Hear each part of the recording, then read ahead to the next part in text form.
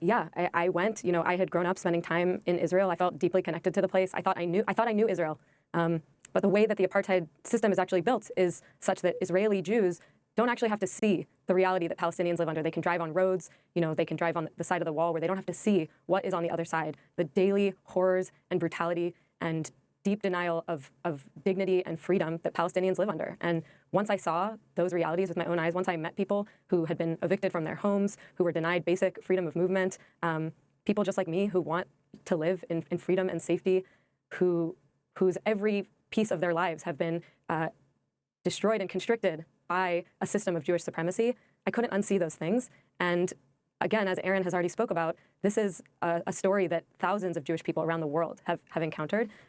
And we know that it's so deeply contrary to our values as Jewish people to support this disgusting oppression and denial of freedom from another people. And I've been part of this generation that includes, you know, If Not Now and Jewish Voice for Peace and many other groups that are taking on an outdated establishment that wants to enforce a pro-Israel orthodoxy and will do everything they can to attack and marginalize and silence anybody who dissents from that viewpoint. You mentioned at the beginning of this segment the lawsuit going on at Harvard University. I can't help but bring up right now the attacks that we've seen over the weekend on Derek Penzler, the director of a Jewish Studies Center at Harvard University, a world-renowned Jewish studies scholar, and he has been attacked for being named to an anti-Semitism task force at Harvard just because he criticizes the Israeli government. So we're seeing how far this establishment is willing to go to attack and marginalize anybody who doesn't toe that very strict and narrow orthodoxy, and increasingly anybody who doesn't defend this government's genocidal assault on the Gaza Strip. And it's absurd, but it's also deeply dangerous and offensive to those of us who are acting out of a deep place of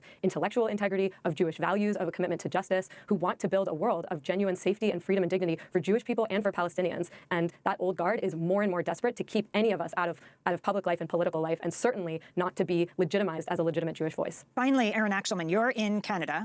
Israelism is mentioned in the Harvard lawsuit, equating anti-Semitism with anti-Zionism or criticism of the Israeli state. Your final thoughts as the two of you travel both countries? Totally. You know, it's ironic. You know, there